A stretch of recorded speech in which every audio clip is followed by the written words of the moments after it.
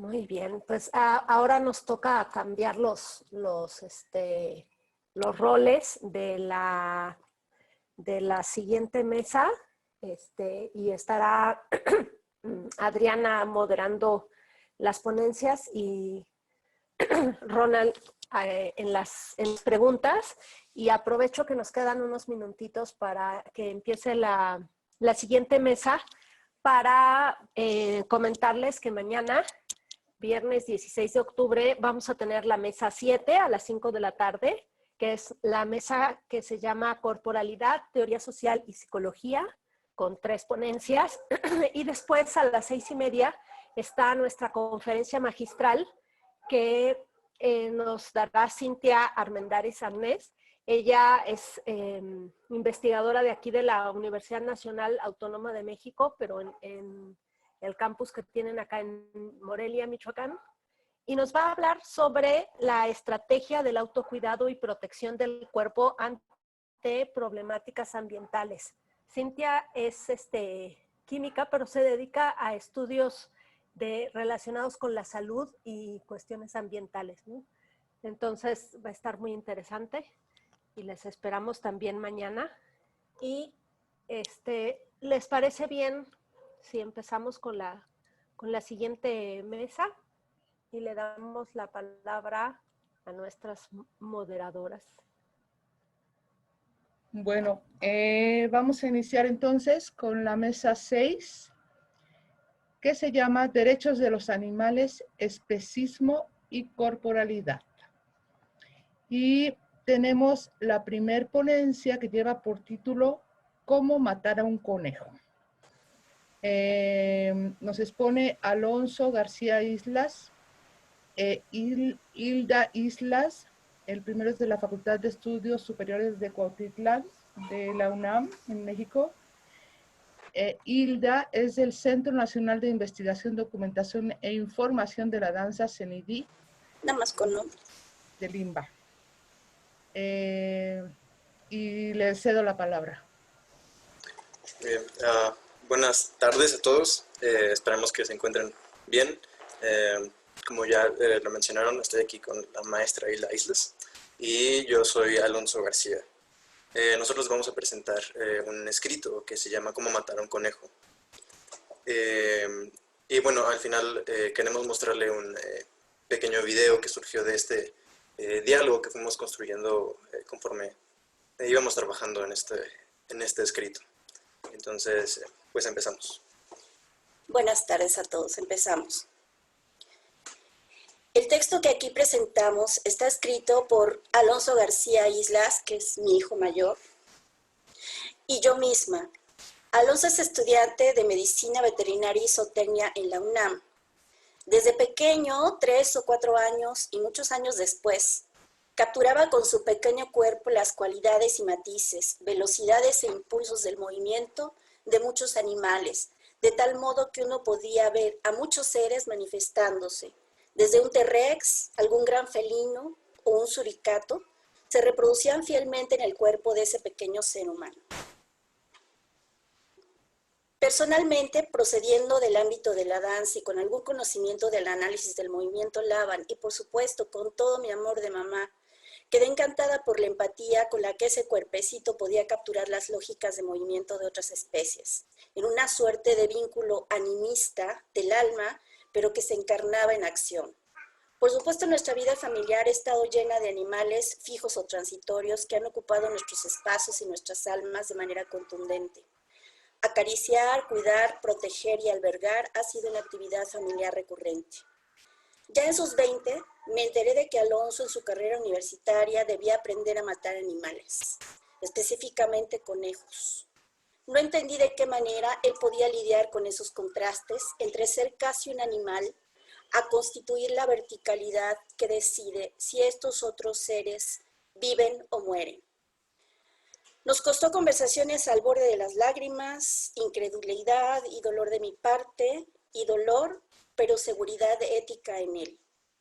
Así que empatía, animalismo, animismo, poiesis biológica y responsabilidad ética se han dado encuentro en este escrito. Y bueno, si escuchan por ahí una bestia feroz aullando, es nuestro gato. Bien. Para matar un conejo se han utilizado distintas formas de insensibilización, algunas de estas muy poco factibles para la comunidad de los animales, pues mucho antes la producción animal no comprendía el bienestar animal como uno de sus pilares. La ciencia y la medicina avanzan, irrigando así a las disciplinas subtécnicas. Ahora se ha optado por métodos más selectos, más efectivos y certeros, entre ellos la técnica de desarticulación de la articulación atlanto-occipital. Sin embargo, a día de hoy se sigue debatiendo cuál es el método más óptimo para el animal, para nosotros y para el producto final. La técnica de insensibilización del conejo, por desarticulación, se realiza con rigor en muchos sentidos, tomando un conjunto de conocimientos y hechos fisiológicos, bioquímicos, clínicos y también éticos y filosóficos. Y la técnica es la siguiente. Se levanta al conejo con la mano menos hábil, por debajo, mientras la mano hábil se posa en la articulación atlanto-occipital. La mano menos hábil toma las patas traseras, así el dedo índice queda entre los metatarsos del animal. En medida de lo posible, se debe evitar el movimiento del animal. Se tira con fuerza de ambos extremos hasta desarticular y el conejo queda insensibilizado. A partir de ahí, son segundos los que tenemos para poder realizar el desangrado. Poder de la raza humana sobre las otras especies, quizá consumo regulado, quizá consumo canalla. Se ha opuesto, dice Derrida, la bestia, la animalidad, la bestialidad a la soberanía humana, acaso divina. Pero se puede decir que lo social y político son manifestaciones de la bestialidad humana, y que incluso el animal ya es político, porque hay sociedades y organismos animales. No se puede evitar obviar la relación afectiva, quizá una hermandad que, como humanos, tenemos con otras especies. Esos mismos animales que se matan también pueden ser familia. Es un contraste abismal tener un conejo de compañía y eutanasiar a otro para su consumo, pero el deber que se le tiene a cada uno no está alejado. Estructuramos juntos ambientes en común todo el tiempo, desde hace miles de años. Cuidarnos y entendernos entre nosotros es protegernos a todos.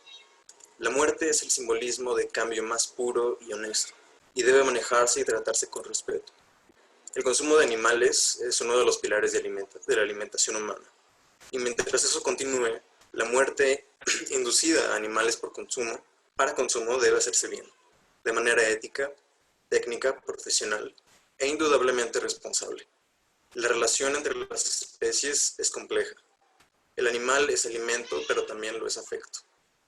Renunciar a que el animal sea alimento.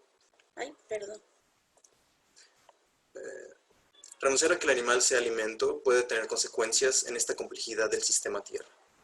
No podemos cortar un árbol desde la raíz y esperar que no se nos caiga sobre nosotros. Por otra parte, renunciar a lo afectivo y a la hermandad con otras especies también nos costaría una parte esencial de nuestra humanidad. Suprimiríamos las partes más sensibles y más naturales de nosotros mismos. Mientras, como humanos, buscamos alternativas al alcance de todos. Tal vez la pregunta no es ¿deben morir?, sino ¿cómo deben morir? Paul Cruzen y Eugene Stoermer, los creadores un poquito de este término del antropoceno, que es la era geológica en que vivimos, dicen ellos que inició el antropoceno en el siglo XIX con la revolución industrial en una búsqueda desenfrenada por la generación de energía, depredación ciega de la naturaleza, que ahora promete revertirse en la colisión del sistema. En este contexto, nuevas ideas sobre la coexistencia de los hombres con otras especies han emergido en el intento de mantener un equilibrio. La relación entre las especies es compleja. Cada vez está más socializado el valor de la comunicación interespecie. Es más frecuente la denuncia del maltrato y el castigo al crimen contra los animales. Proliferan videos e imágenes de las amistades entre animales de distintas especies, edades y tamaños, incluyéndonos a los hombres. Pero más allá del universo ideal en que todas las especies podrían coexistir sin matar, siendo amigas y colaboradoras, los animales también son el alimento de otros animales. En lo que nos toca a nosotros, los seres humanos, habrá que deconstruir los derechos que poseemos y reconstruirlos en responsabilidades y deberes. No poseemos el mundo. El mundo y el tiempo nos hicieron así, tenemos deudas que pagar. Hay que resignificarlo en las muchas maneras en que consumimos. En este punto es de lo más pertinente la referencia al juego de cuerdas entre las especies que propone Donna Haraway. Su deseo de llegar a una nueva era geológica que ella denomina Tuluceno, una era de comunicación que tiene que ver más con la responsabilidad que con un sueño idílico en que todas las especies se aman y coexisten sin violencia alguna. Un juego en el que todos son una parte importante y juegan un papel esencial en la red. Busca que todas las especies interactúen entre sí a modo de equipo. Con esta nueva etapa propuesta y ya gestándose, se concibe la estancia del ser humano como una fracción articulada en muchas otras, que componen un ecosistema amigable entre todas las especies. Haraway propone una vinculación que rebasa el marco de la especie, de lo genético, para recomendar finalmente no tener bebés, generar vínculos distintos, juegos de cuerdas con otras especies y no dentro de la misma especie, genéticamente hablando. Sin embargo, nos preguntamos si no son justamente las coincidencias, nuestras semejanzas con el mundo animal, lo que permitirá que los hombres jueguen realmente el juego de cuerdas con otras especies. Por taxonomía somos distintos de los gatos, los perros, los peces, las aves, pero hay un cuerpo que compartimos los seres vivos. La soberanía humana sobre las especies se ha fundado en olvidar un cuerpo común, y eso nos hace pensar en aquel cuerpo intenso del que han hablado Deleuze y Guattari. Estos pensadores dicen que hay algo en el cuerpo y la psique humana que pertenece a lo animal. El pensamiento occidental ha identificado lo gestual como lo animal o lo no humano. En esta era puede ser necesaria la postura de un cuerpo que no analiza, sino un cuerpo en inmanencia, pleno de intensidades. Un cuerpo sin órganos, dirían Deleuze y Guattari.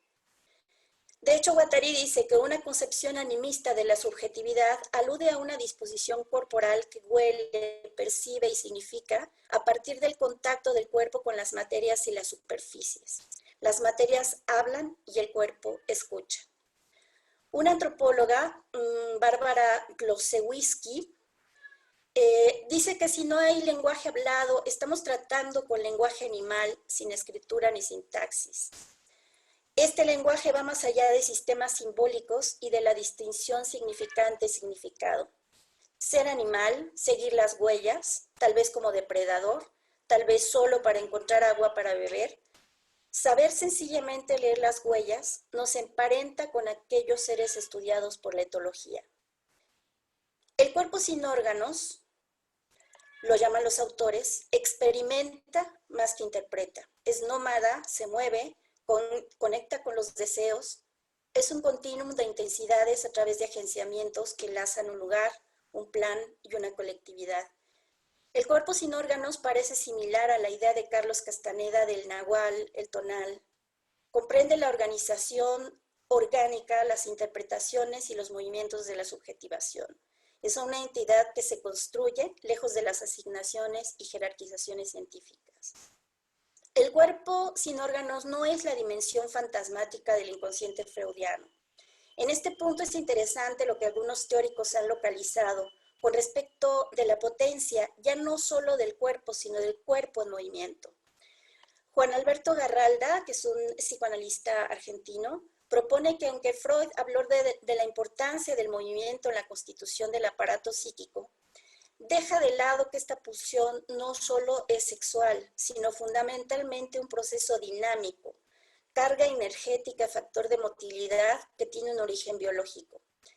Más allá de una pulsión sexual existe, dice Garralda, una pulsión de movimiento. Desde el punto de vista de la embriología, él dice, la pulsión sexual tiene su origen en la excitabilidad del endodermo, que posteriormente se traslada al ectodermo. Es una pulsión centrada en los orificios y sustenta la concepción psicoanalítica tradicional, pero la pulsión de movimiento tiene su origen en el mesodermo y el sistema muscular. La pulsión sexual y la pulsión de movimiento tienen focos corporales distintos, aunque ambas interactúan. Nos preguntamos en qué medida esta pulsión de movimiento de la que habla Garralda podría estar relacionada con el cuerpo sin órganos, este cuerpo que está ocupado y poblado de intensidades. Y que es, dicen Deleuze y Guattari, la matriz de la intensidad, es materia y energía, el huevo anterior a la extensión del organismo. Cobra relevancia aquí esta característica asignificante del cuerpo sin órganos. Asignificante, pero no significante, eso lo dejan muy claro los autores. Cobra relevancia aquí esta característica asignificante del cuerpo sin órganos que más allá del lenguaje permite constituir una subjetividad. Establecer la comunicación a través de lo asignificante parece ofrecer una comunicación privilegiada con los otros seres animales que se mueven en este universo. Recuperando la idea de la responsabilidad que enuncia Haraway, entendida como una capacidad de escucha y respuesta ante otros seres vivos, la técnica de matar conejos, la construcción del Cthulhuceno y qué papel juega el cuerpo sin órganos, lo significante y asignificante en esta construcción. ¿Dejaremos de matar conejos, bovinos, porcinos? ¿Sería realmente posible un mundo sin que otras especies se alimenten de otras? En muchas ocasiones se anhela esa visión romántica en la que todos los seres vivos viven en perfecta armonía, sin violencia. Haría falta, en principio, una dimensión espiritual que envolviera y quizá paralizara lo natural y material, en la que la humanidad probablemente tendría que renunciar a ese, su cuerpo sin órganos. Pensamos que es necesario descender, diríamos desde el Antropoceno, a las profundidades del cuerpo intenso. No pensarnos como los distintos, que debemos renunciar a lo que somos para construir, coexistir con aquellas criaturas otras. Debemos de dejar de reproducirnos inmediatamente como especie. Debemos dejar de tener hijos de manera contundente. La sobrepoblación es voraz. No discrimina entre estratos sociales o culturales. Demanda más y más y más. Haraway acierta al apuntar este problema. El futuro nos apremia a obviarlo. Establecer un control en el crecimiento de la población sí puede traer beneficios reconocibles y notables a medio y largo plazo. No obstante, necesita una cultura global para el cuidado y protección del planeta, con todo y las relaciones interespecíficas que vayamos construyendo. Es importante la estructuración de planes a futuro que involucren este control de crecimiento poblacional, como uno de los pilares del nuevo mundo, de esta inminente evolución. La consigna de Haraway, haga parentesco y no bebés, de alguna manera cuestiona la necesidad natural. Se supone que tendríamos que dejar de ser especie biológica para poder conectar con otra especie biológica, pero quizá la necesidad natural nos hace más proclives a establecer los lazos. Diferenciar las especies es una operación racional que separa, pero el cuerpo intenso quizá es algo que nos une. Quizá el cuerpo intenso es lo que permitiría ubicar los nexos de parentesco interespecie. Quizá hay un estrato biológico que la racionalidad humana ha negado y que finalmente nos convoca a todos. Olvidar nuestro estrato biológico poético nos lleva a pensar que somos muy diferentes de otras especies, que no somos parientes, que los bebés humanos no tienen que ver con los bebés leones, gatos, cabras y vacas. Es fundamental comprender desde el cuerpo intenso para dialogar y coexistir. Les debemos a los animales el respeto, perpetuo y honesto por todo lo que nos dan, sea la energía que adquirimos al consumirlos o el amor que nos evocan cuando vivimos a su lado, en su compañía. Es en esa parte de la esencia que nosotros hemos de adquirir y posteriormente ser, para vivir junto con ellos en un sistema de engranajes puro y a la vez complejo. Matar un conejo es una experiencia complicada. Enriquece de muchas maneras, pero nos acerca a un abismo, donde si caemos no podremos salir. Este abismo son estos complejos de superioridad culturalmente humanos. Se trata de un mal entendimiento de un procedimiento en el que nosotros tomamos, pero no damos. La deshumanización del humano del acto. El conejo que proveerá de alimento está haciendo algo por nosotros. ¿Qué estamos haciendo nosotros por él? Empezando por su estado ante mortem, al momento de su muerte, ¿cómo aseguramos nosotros que puede tener una vida de bienestar? Y post mortem, ¿cómo tratamos el cuerpo que hemos eutanasiado? ¿Cómo respetamos aquel sacrificio? cómo ejecutando ese procedimiento varias veces podemos dar una muerte limpia e indolora a los siguientes sin repercusiones. ¿Cómo alcanzamos esa muerte indolora? Llega una etapa donde nosotros dejamos de ser protagonistas. Tan solo somos parte de la historia, pero somos los protectores de todo lo que importa. No es un proceso fácil emocionalmente. Hacer una eutanasia debe ir acompañada de un sentido del deber bien fuerte y de una ideología que imparta respeto y valoración ante el sacrificio de una vida. Esto nace con el inicio del fin del capitaloceno. La productividad, la masificación de los productos deben dejar de ser sustento. El respeto que nosotros debemos brindar a esta clase de actividades debe entrelazarse con los aspectos culturales que abarcan todo oficio. En este caso, la profesión veterinaria o el mismo oficio de la producción animal. Entender que la vida y la muerte son procesos inevitables y que no son en vano, y que se les debe un profundo respeto. Poder saber decir y decirnos qué hacemos y por qué lo hacemos es primordial, pues es necesario y se debe hacer de la mejor manera. Esos son hechos rotundos. Todos tienen un lugar en este futuro y posible Cthulhuceno. Todos. Incluso teníamos un lugar desde mucho antes. Al desarrollar nuestra responsabilidad y deber, podemos hallarnos realmente estructurando un trabajo en equipo, un juego de cuerdas funcional, armónico, concienzudo, certero y eficaz. Cuidar con saberes precisos y fundamentados nuestro hogar. Los estudiantes de veterinaria y muchos veterinarios ya formados suelen tener muchas mascotas y aprender a eutanasiar animales también. Ellos comprenden mejor que muchos otros las realidades de los animales, no solo en un plano físico existencial, sino en uno conductual y psíquico. Se aprende a leerlos, quizá desde el plano animista, desde el cuerpo intenso. Gracias a ese saber es que se logra un respeto profundo a los animales y por ende se concientiza y se hace evidente para los que poseen esos saberes que hay una responsabilidad para con ellos. Son los veterinarios, ciertamente, cuidadores de todo un conjunto de especies, también incluso de los humanos. Y bueno, a continuación les queremos compartir una suerte de metáfora de este proceso de investigación que hicimos, de diálogo, en un breve video que nos ayudó a hacer el doctor en Ciencias del Arte y coreógrafo Bernardo Orellana, residente en Chile, y de Tomás Sebastián, que nos ayudó a editar el video. Y para terminar, pues queremos compartirles este pequeño clip.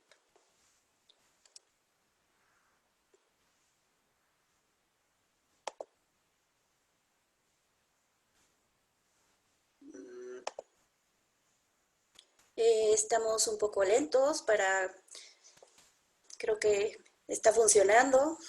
Ahorita se carga.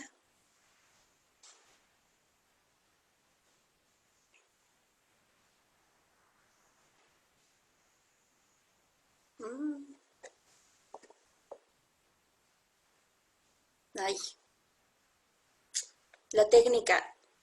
La somatización de las máquinas. Estamos aquí preocupados porque no se carga y la máquina somatiza y entonces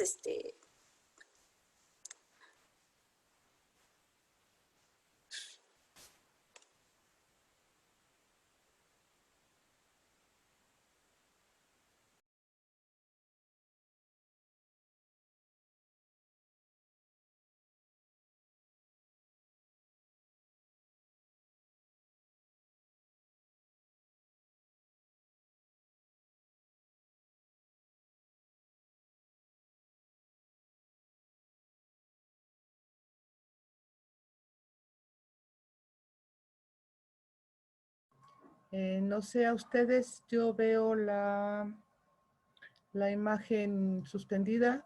Creo que se les separó, hubo un problema técnico. Sí, ¿verdad? Sí, yo creo que la máquina somatizó demasiado. Sí, ya. Sí, somatizó demasiado. Entonces, ¿qué hacemos? ¿Pasamos a tu conferencia y al final que nos muestren el video? ¿Sí? Sí, ahorita que, sí. Bueno, entonces tengo el honor y gusto de presentar a la doctora Alejandra Olvera Rabadán, compañera de aventuras, con su conferencia Mirada, Animales, Espacios y Cuerpos.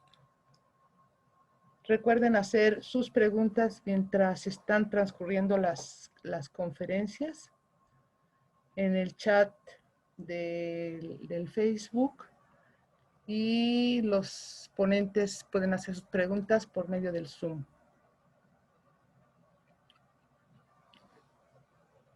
Te cedo la palabra, Ale. Muy bien, gracias. A ver, ahí va.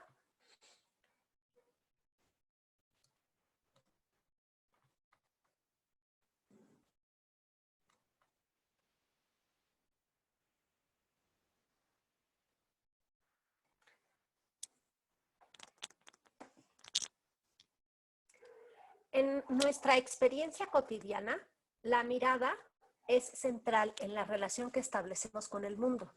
Pero la mirada no nos presenta la realidad tal cual es, sino que aquella es un constructo que se realiza a partir de nuestras experiencias.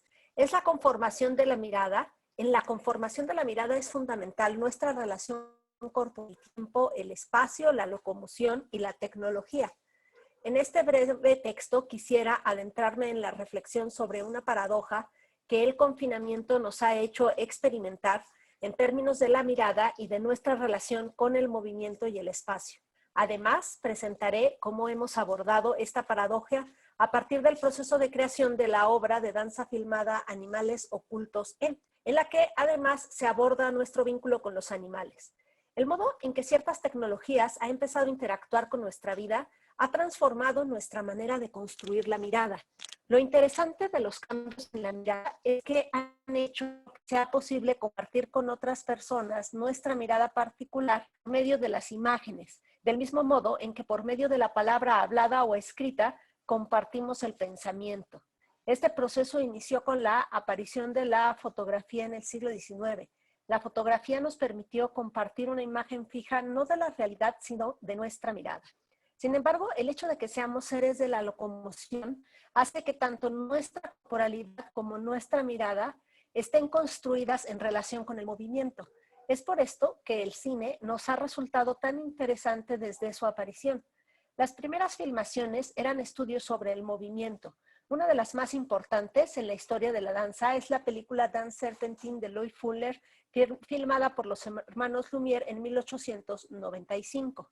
Inicialmente, tanto la fotografía como el cine, para la mayoría de las personas, implicaba la posibilidad de ver la mirada de otros en la imagen capturada. Pero con la aparición del video, que era un medio más accesible para muchas personas, la posibilidad de capturar la propia mirada se empezó a volver algo cotidiano. La mirada, que durante siglos había sido exclusivamente personal, pudo ser compartida con cierta facilidad con otras personas por medio de la filmación. Esta posibilidad ha resultado fascinante porque ha abierto una nueva forma en el modo en que nos comunicamos. Con la aparición de los nuevos medios digitales y de las redes sociales, la mirada ha tomado un sitio primordial en nuestra comunicación cotidiana. La mirada tiene que ver con el tiempo, pero también con el espacio. Por esto, al adquirir la posibilidad de ser compartida, transformó nuestra relación con el espacio. La posibilidad de compartir la mirada con otras personas sin importar su ubicación ha relativizado nuestra relación con el espacio.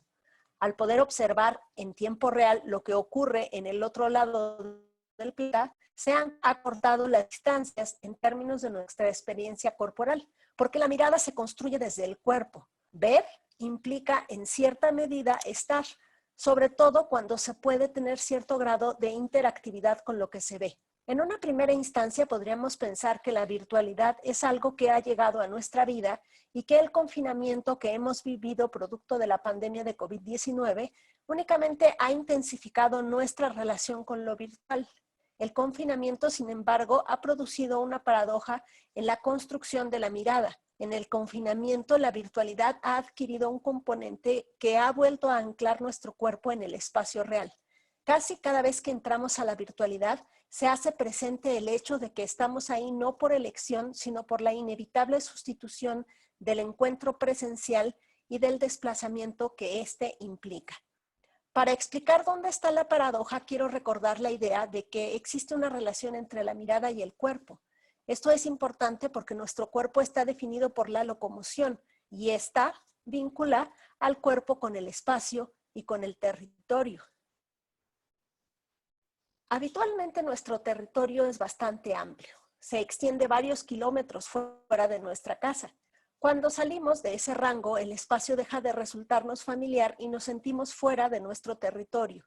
De algún modo, esta construcción del territorio vincula a nuestra mirada con la locomoción y con nuestro cuerpo. Los nuevos medios digitales ampliaron enormemente el tamaño de nuestros territorios, pero el confinamiento los redujo drásticamente, aun cuando nuestra relación con la virtualidad ha aumentado exponencialmente. Esta es la paradoja. Nuestra mirada pareciera poder escapar, pero al no poder sostenerse fuera de nuestro cuerpo, se sabe encerrada en un territorio que, al ser tan limitado, desarticula nuestra relación con la locomoción, que es a su vez el motor del movimiento de nuestra mirada. A pesar de contar con la virtualidad, pareciera que estamos atrapadas y atrapados en una fotografía. La obra Animales Ocultos se creó en el confinamiento como una respuesta al conflicto que éste nos plantea a quienes hacemos daño en relación a lo que sucede con nuestros cuerpos, nuestras relaciones interpersonales, el espacio y la locomoción en el confinamiento. Encontramos en los animales una posible respuesta a este asunto, particularmente porque en ellos podemos observar y pensar el tema de la libertad y el encierro por el modo en que como especie nos hemos relacionado con los animales. Obra con una serie de piezas de danza filmada creadas en el 2018, para las cuales se trabajó en el Zoológico de Morelia. En ese primer proceso de creación con animales, cada bailarín y bailarina involucrada recorrió el zoológico y seleccionó algún animal con el cual se sintiera identificada. Posteriormente se realizaron sesiones de observación y filmación de cada uno de estos animales. El propósito era comprender y captar en la imagen cómo es su movimiento y su comportamiento en ese espacio delimitado en que viven. Posteriormente se realizaron sesiones de improvisación en las cuales se procuraba corporeizar algún aspecto observado en los animales del zoológico. Estas improvisaciones también estaban relacionadas con algunos sueños que las bailarinas habían tenido, en los cuales los animales estaban presentes de una manera importante. A partir de la observación y la recuperación de los sueños, se escribieron algunos textos breves que fueron leídos en voz alta y que pasaron a formar parte de la construcción sonora de las obras. Las improvisaciones, por su parte, fueron filmadas en diversos espacios del Zoológico de Morelia. Con estos materiales se realizó unas series filmográficas cortas llamadas células, cada una de las cuales recopilaba un trabajo realizado con 1 o 2 animales. En 2019, a partir de estas células, se empezó a construir una obra escénica que se llamó Soy Cuerpo, en la cual se proyectaban sobre diversas superficies las células filmográficas. Esta obra se entabló un diálogo tanto corporal como verbal con quienes asistieron como espectadores. El propósito de este trabajo era compartir cuál es nuestra relación con los animales. Se compartieron sueños y experiencias vividas con animales por parte tanto de espectadores como de bailarines y bailarinas. También se compartieron motivos de movimiento construidos por las bailarinas a partir de su relación con los animales del zoológico. El espacio en que se realizó esta obra escénica es una sala de conferencias que tiene una forma cónica que en sus paredes tiene láminas de madera que se extienden hasta el techo y que recordaban la delimitación del espacio cercado en que viven los animales del zoológico.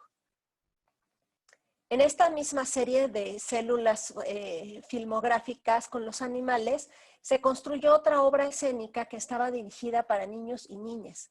Esta obra se conformó como una narración danzada que presentaba una fábula en la cual el coyote hacía maldades a los demás animales hasta que estos se organizaban, atrapaban al coyote y lo convertían en un muñeco de peluche. En esta obra, las proyecciones de la filmación de los animales se desplazaban circularmente por las 4 paredes, haciendo que la experiencia que vivían las niñas y los niños, en esa experiencia los animales les rodeaban con sus imágenes y sus historias. En esta obra se trabajaba por una parte con esta característica que tienen las fábulas de humanizar a los animales como un recurso para pensar en el comportamiento humano, pero también habría que habría el espacio para la reflexión sobre cómo viven los animales del zoológico y cómo viven aquellos que están en sus hábitats naturales. Cuando empezó el confinamiento y nos vimos privadas de la posibilidad de experimentar el contacto entre los cuerpos con bailarinas y bailarines y de compartir experiencias corporales, la creación, así como de jugar con nuestra locomoción en espacios abiertos, aquella experiencia de trabajo con los animales del zoológico cobró otro sentido. Retomamos esta reflexión sobre cuál es nuestra relación con los animales del zoológico, porque esto nos reflejaba nuestra propia relación con el espacio vivido actual. Así empezó el proceso de creación de la obra de danza filmada llamada Animales Ocultos en.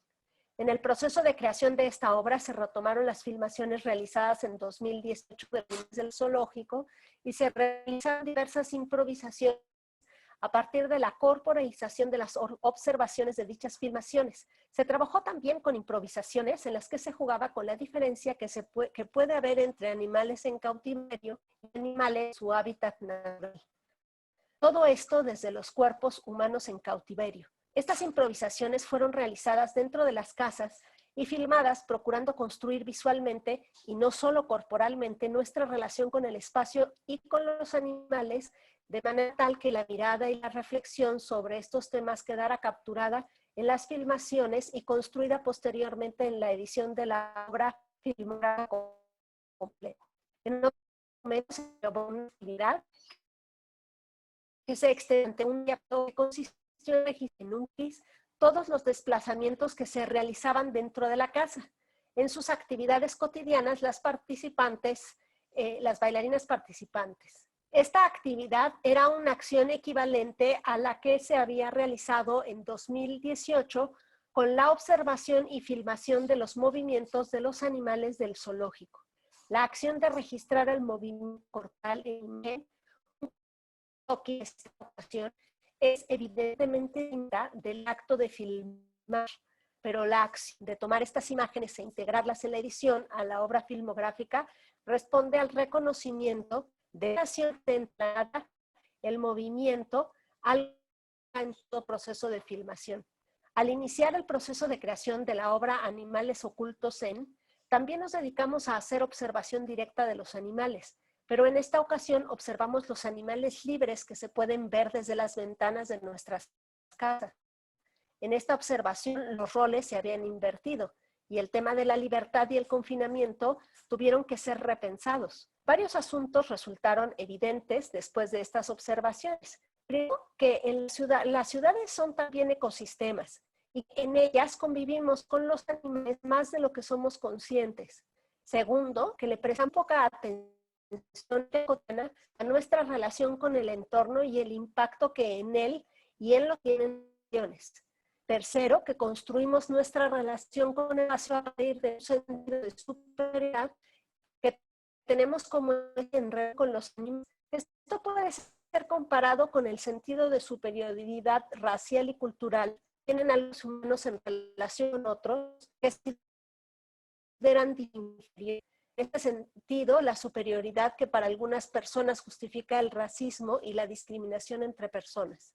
Al observar desde el infinito a los animales libres y esto en nuestra vida atrasada conciencia de la enfermedad, incertidumbre y la muerte, todas estas superioridades resultaban ridículas y obligaban a repensar nuestro espacio, particularmente nuestras colonias.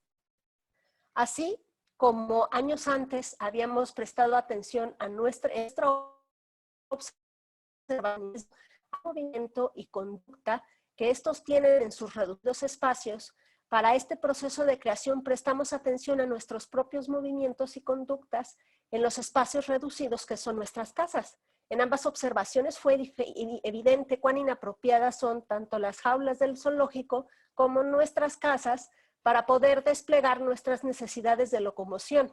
En este caso, cuando digo nuestras necesidades, me refiero a tanto las de los animales como a las de los seres humanos. Estas observaciones nos llevaron a comprender cómo el asunto de la libertad y el confinamiento no son solamente la relación del cuerpo con el espacio, sino también de la conducta y del movimiento corporal. Para esta obra resultaba importante reflexionar sobre el modo en que nuestra mirada se estaba construyendo desde el confinamiento. ¿Por qué partíamos del reconocimiento de que la mirada se conforma desde el cuerpo y el movimiento? La reflexión sobre la mirada tenía una importancia particular, porque siendo artistas escénicas y estando privadas de la posibilidad de desplegar la escena, teníamos que reactuar de una filmográfica para crear y compartir una obra que era, al final, una reflexión sobre nuestra condición de ser seres de movimiento, de locomoción, del tiempo y del espacio. El resultado final, entre otras cosas, fue la comprensión de que además somos seres del pensamiento y de la mirada, y que todo esto interviene en la conformación de la obra. La creación de la obra Anhelos Ocultos en, si bien no permitió desarticular la paradoja que se construye en la relación con la mirada desde el confinamiento, sí permitió entrever nuevos rumbos para la construcción de la corporalidad y el replanteamiento del modo en que vivimos el espacio y establecemos nuestra relación con el territorio y con los animales, sean estos humanos o no humanos.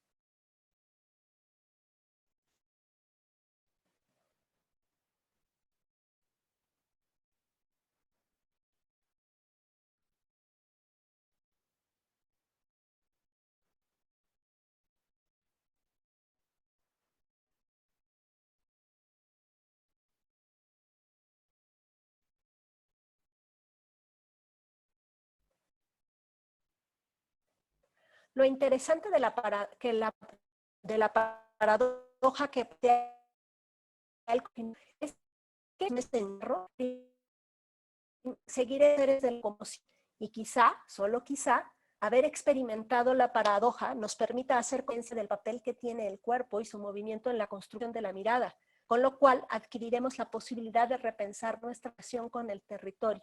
Quizá podremos descubrir que así como la imagen filmada no es la realidad, sino nuestra mirada capturada para ser compartida, el territorio es también un constructo que armamos con nuestro pensamiento, nuestra mirada, nuestra memoria y nuestra historia.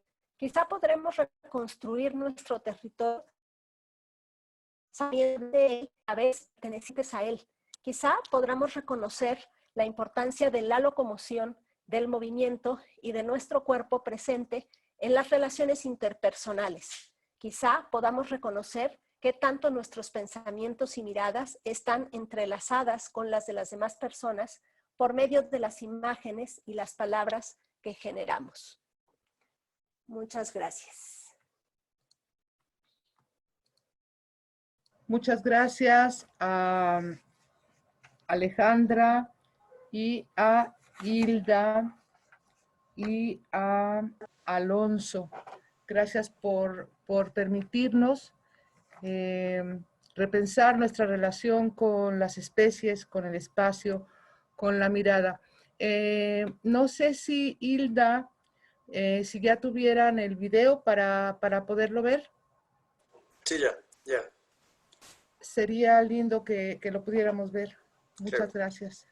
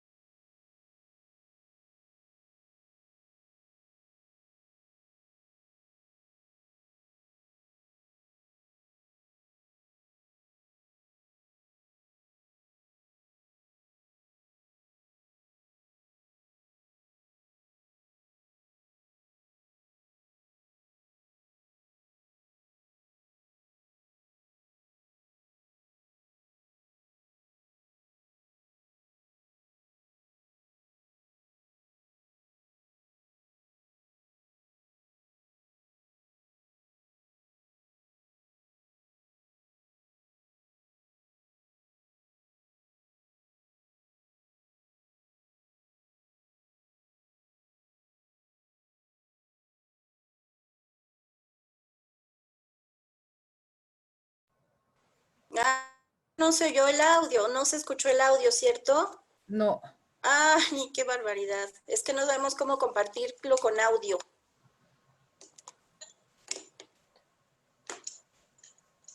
Bueno. Bueno, son las jugadas que nos hace la tecnología de pronto. Son las Sí. jugadas, sí. Pues muchísimas gracias a los tres ponentes y por permitirnos romper con las estructuras, con lo concebido que tenemos al respecto de nuestra relación con los animales, con el territorio, con el espacio, con la mirada. Le cedo la palabra a Ronald Céspedes, que está haciendo favor de moderar junto conmigo para que nos comparta las preguntas y las participaciones del público. Roland. Bueno, muchas gracias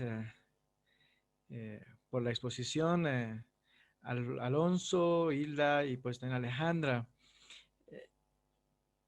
Bueno, me permito antes de hacer las preguntas o participaciones que se han presentado en esta oportunidad, comentarles que cuando en el comité organizador del Congreso tuvimos una reunión en Colombia, nos surgía la necesidad apremiante de tener que incorporar esta mesa, porque es una forma también de poner en duda, cuestionar, incluso en los mismos estudios del cuerpo, el antropocentrismo al momento de hablar del cuerpo, negándole a aquellas otras formas de vida también su capacidad de ser cuerpo, de ser corporalidad, de constituir cuerpos incluso colectivos.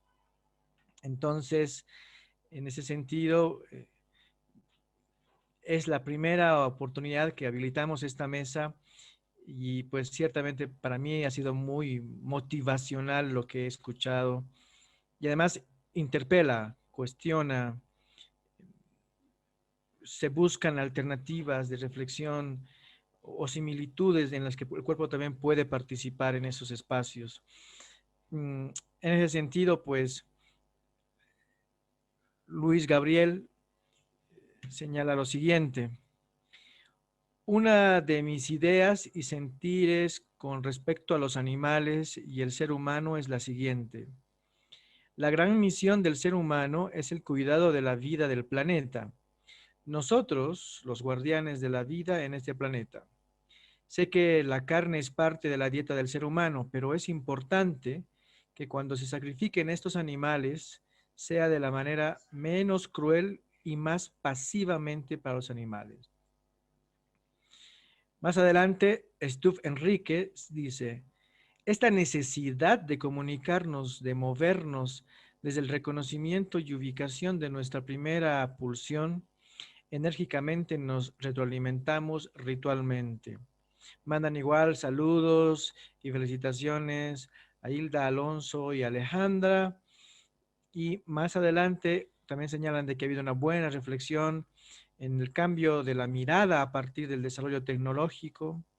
Carusa Pacheco señala que todo nos puede dar un impulso de movimiento, pero trasladando la experiencia y movimiento a una psicomotricidad limitada, pregunta para Alejandra, ¿cuál sería la consecuencia innovadora al impacto ambiental?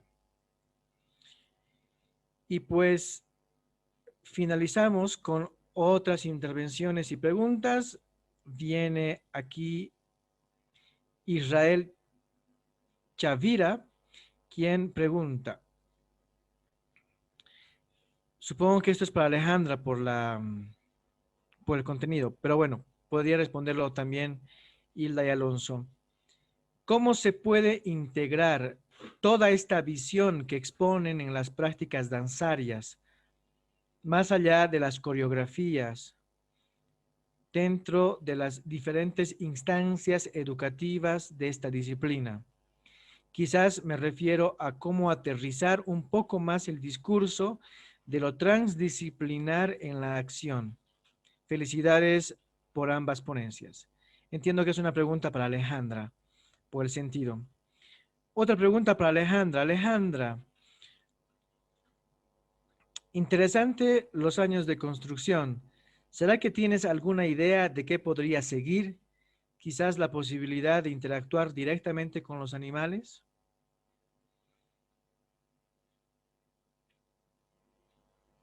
Más adelante, Claudia Hashi dice, hay varias compañías trabajando con animales coreográficamente en danza y los trabajos son muy interesantes. Finalmente, las últimas dos preguntas señalan así. Paloma Mino nos dice, ¿hay una manera no cruel de morir cuando tienes un interés de vivir?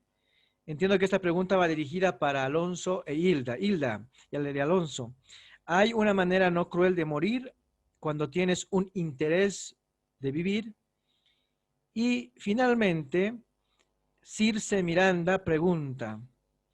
Esta pregunta creo que va para ambas exposiciones, la de Alonso, Hilda y Alejandra.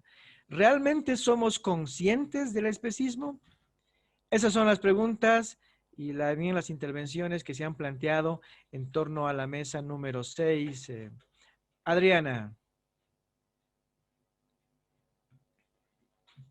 Alejandra, ¿quién quiere responder? ¿Cuál pregunta escogen? No sé si primero a Alejandra y luego Alonso e Hilda. Sí, Bueno, primero ustedes, Alonso e Hilda. bueno, es una buena pregunta la de Paloma, la de si hay una forma no cruel de morir cuando hay un interés por vivir. Es una pregunta bastante compleja. En la vida silvestre, pues, la verdad es que las maneras en que los animales mueren son bastante violentas. Y ellos, pues, de alguna manera están programados para sobrevivir, por así decirlo. Ellos, sus comportamientos los incitan a sobrevivir, a reproducirse, a comer, a cazar, ¿no? En nuestro caso, yo creo que, bueno, es inevitable, es imposible realmente como cesar de tajo este consumo de animales, ¿no? Esta clase de sacrificios que hacemos. Entonces, pues a partir de ahorita, tal vez en algún futuro se separe esas prácticas, pero mientras, creo que como seres humanos, como responsables del lugar en el que vivimos, debemos poner especial esfuerzo en cómo hacemos esos sacrificios, en cómo eutanasiamos a los animales. En este sentido, el punto es que ellos no tengan ningún dolor al momento de morir, que no sepan que lo están haciendo. Y antes de eso, pues que ellos tengan una buena vida, que no sufran, ¿no? Así que la verdad es que responder a esa pregunta es algo bastante difícil y pues queda, creo, mucho a la interpretación en general de la gente. Y la verdad es que nosotros no podemos saber muchas veces cómo se sienten ellos, no podemos leerles la mente, pero podemos leer sus conductas, leer sus movimientos. Y bueno, junto con otro tipo de investigaciones y esa clase de estudios para mejorar su bienestar, pues podemos conseguir mientras una forma de sacrificarlo sin que ellos la padezcan.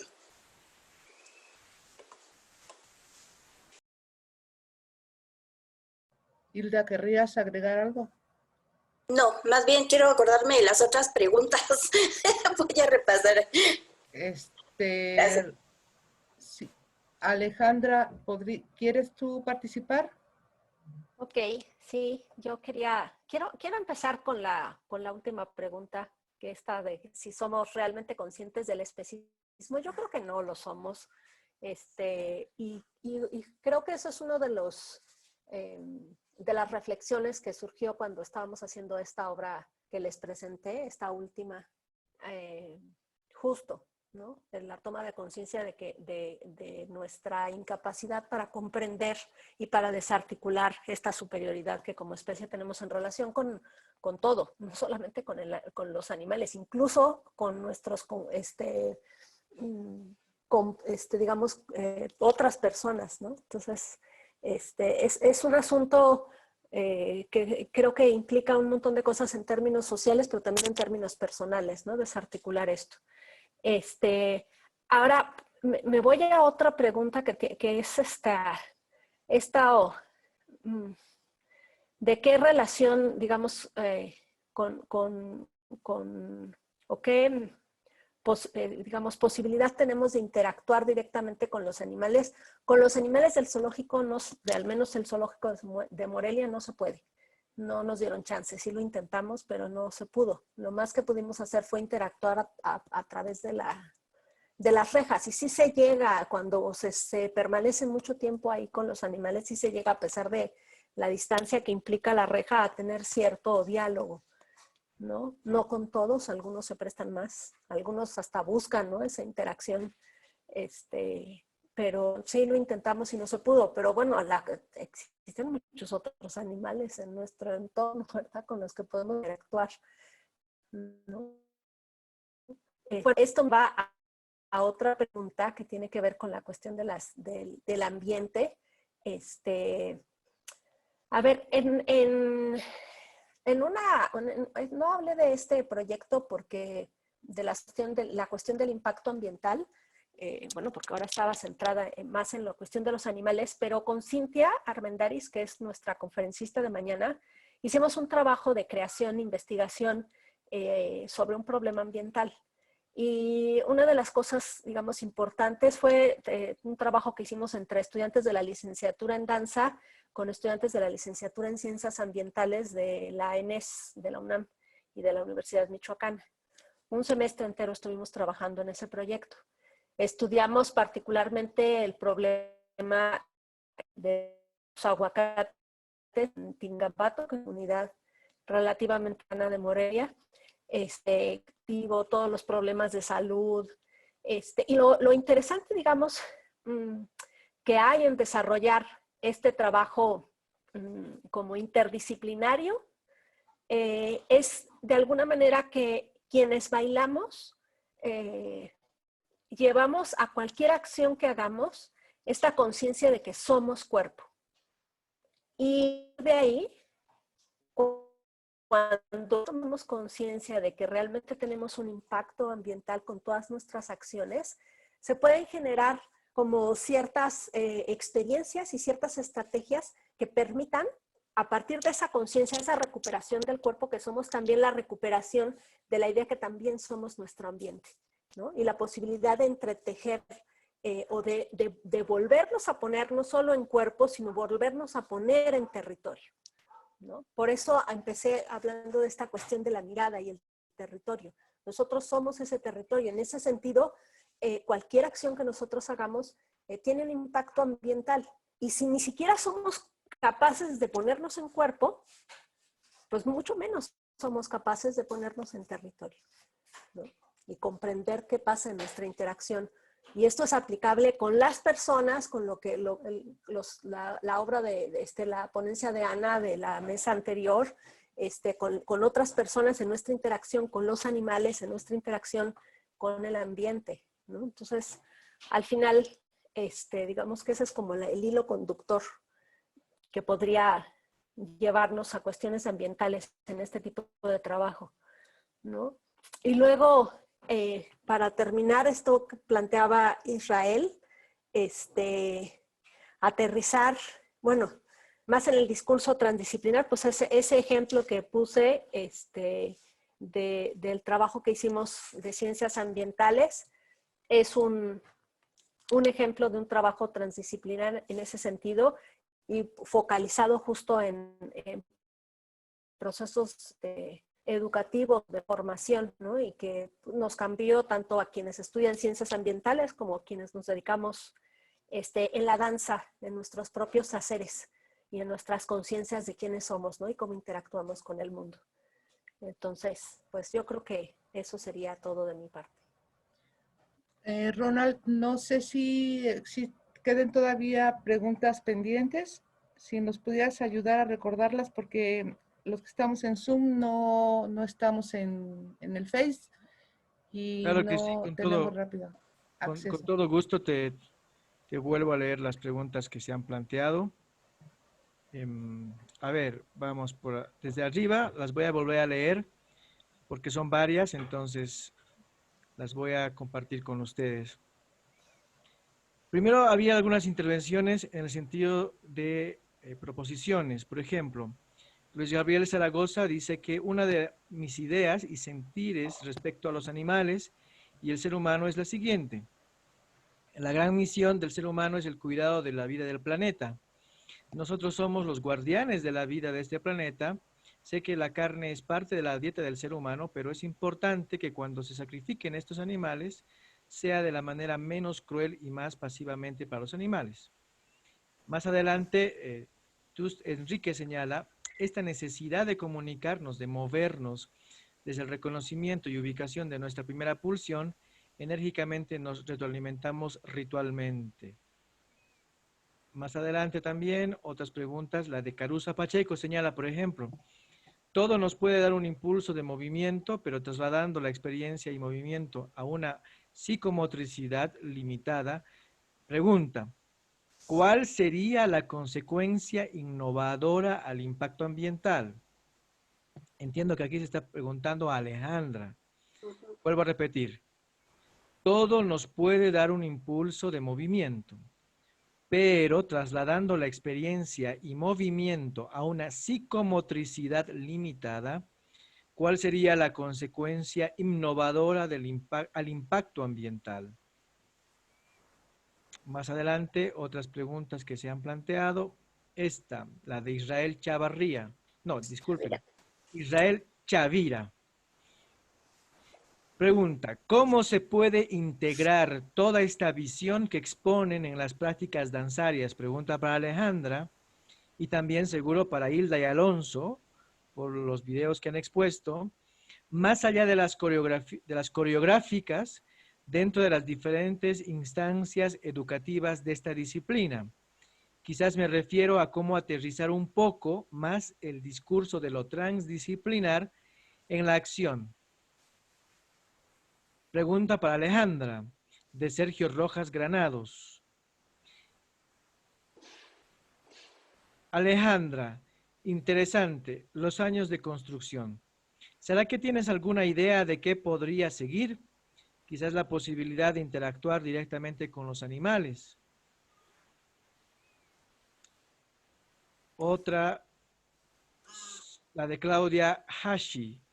Hay varias compañías trabajando con animales coreográficamente en danza y trabajos son muy interesantes. Palomino Mino hacía la pregunta que ya había respondido Alonso y también Hilda sobre ¿hay alguna manera no cruel de morir cuando uno tiene interés por vivir?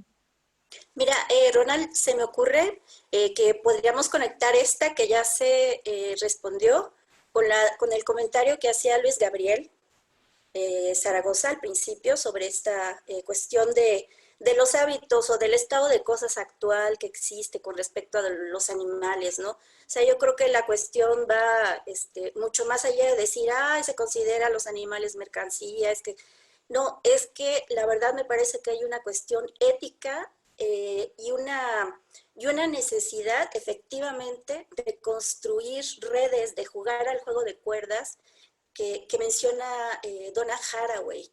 No es una cuestión fácil, nadie está cómodo con esta situación.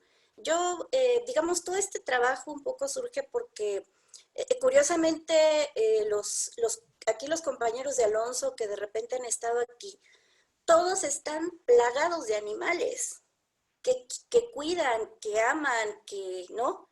Pero aparte está la parte de la zootecnia, que es la parte de la producción animal, ¿no? Y es una cuestión que está dada, es uno de los estados de cosa que ellos tienen que manejar, ¿no? Que manejar justamente lo afectivo con lo productivo. O sea, no está fácil, nadie está cómodo, ¿no?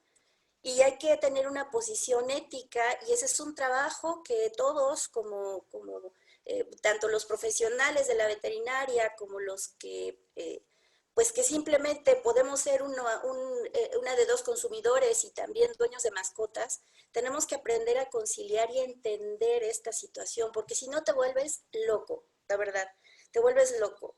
Entonces, a mí me parece que la apuesta de Donna Haraway es constructiva, seamos conscientes y tratemos de entender cada vez más en qué mundo estamos viviendo y cómo podemos dialogar con las otras especies. Es una postura ética y política, no es aceptar lo que ya está, sino generar nuevas actitudes, ¿no? Y justamente esta idea del cuerpo intenso es porque sí me parece que hay una comunicación ahí, tanto para la vida como para la muerte, tanto para el animal producto como el animal mascota, hay un cuerpo y una empatía que finalmente va a estar funcionando y que mientras más dejemos emerger, digamos, esta parte arcaica, esta parte asignificante que tenemos, vamos a ir haciendo las cosas de otra manera. Eso se trataría, que las cosas fueran cada vez más articuladas, que fueran más finas, de una comunicación más fina, ¿no? Eso. Gracias, gracias, Hilda. También Cintia Armendáriz había preguntado por Zoom, no sé si esto se ha respondido ya. Ale, ¿puedes comentar cómo a través del proceso creativo danzario se pueden abordar experiencias transdisciplinarias que nos permitan el cambio social? ¿Habría posibilidad de pasar de la experiencia corporal individual a la colectiva? ¿Cómo sería? Y antes de ceder la palabra a Alejandra, quiero concluir con dos intervenciones que se han hecho en Facebook, que corresponde la primera a Lidia Guerra, quien dice: no creo que sea imposible un proceso, sí es. Mientras el animal tenga interés de vivir, su sacrificio no dejará de ser cruel. La postura de que no tenga dolor y tenga una buena vida es una postura bienestarista, pero el animal se sigue viendo como una mercancía, un producto, un objeto que se vende y se consume. Finalmente, una última intervención en esa línea de las exposiciones, la de Paloma Mino, que dice: qué maravilla que se estén empezando a considerar a los animales como otredades, como personas. Gracias, qué maravilla. Esas serían todas las intervenciones y pues le cedo la palabra a Alejandra, con la cual entiendo yo concluiríamos con la mesa. Muy buena pregunta, Cintia. Yo creo que este es un tema súper importante, ¿no? ¿Cómo podemos pasar de la experiencia corporal individual a la colectiva? Porque justo si nosotros logramos desarticular esta decisión que tenemos, en primer lugar, de nosotros como cuerpo y en segundo lugar del resto de las personas, es, digamos, como un primer paso para empezar a pensarnos como seres colectivos, ¿no? Y que esta colectividad no sea solamente una cuestión social, sino que se pueda ampliar a otros ámbitos de la existencia, digamos, ¿no? En este caso, los animales, el ambiente. Y yo creo que una de las herramientas que nosotros tenemos como mamíferos que somos es el contacto corporal, ¿no? Por eso es tan brutal lo que estamos viviendo, ¿no? De la separación, no tanto la que tengamos que estar en nuestra casa, que no podamos salir, sino justo precisamente la imposibilidad de tocarnos, ¿no? Entonces, digo, eso en algún momento lo recuperaremos. Y más bien, justo lo que habrá que hacer sería fomentar que el contacto, la posibilidad de generar contacto físico en primer lugar, con las personas que nos rodean, nos empiece a romper, ¿no? Este cascarón que nos envuelve como seres separados de, ¿no? Que es como en su mayoría vivimos la vida cotidiana, ¿no? Seres separados de. Entonces, digo, a lo mejor yo estoy diciendo esto porque soy mamá, me la lactancia, aunque hace mucho que llegué a amamantar.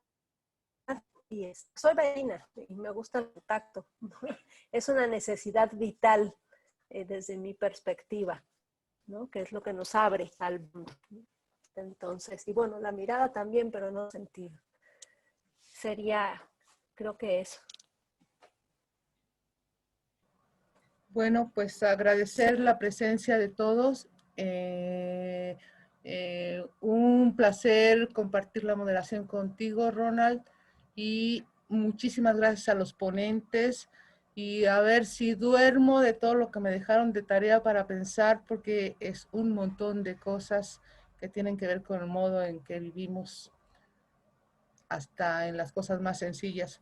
Muchísimas gracias por recordarnos que no somos el centro del universo. Un saludo Gracias cordial. a todos, gracias. Sí, gracias también a todos los asistentes y por su interés. Muchísimas gracias. Tengan buenas Con noches. esto concluiríamos. Buenas noches.